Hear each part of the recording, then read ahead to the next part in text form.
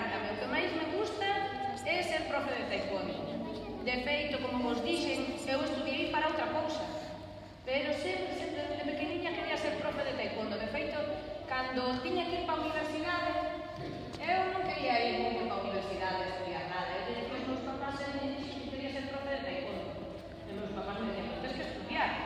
Hai que estudiar algo. Entón, por iso estudiei o tema dos idiomas, porque me gustaban tamén moito os idiomas. Me gusta moito o tema dos idiomas.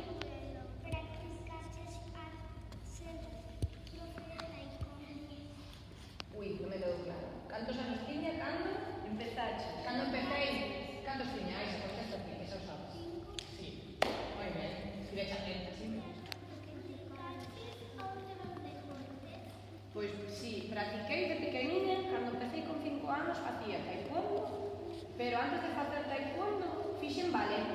Fixen ballet, baile galego e sevillanas, todos juntos. Pero duroume pouco. E logo tamén fixen futbito, que xogaba con nenos durante